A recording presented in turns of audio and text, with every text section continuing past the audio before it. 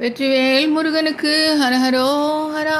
வேல்மாறல் மகாமந்திரத்தின் 41வது பாடல் முதல். தனித்து வழி நடக்கும் என்ன இடத்தும் ஒரு வலத்தும் இரு புறத்தும் அரு அடுத்திரவு பகற்றுணையதாகும்.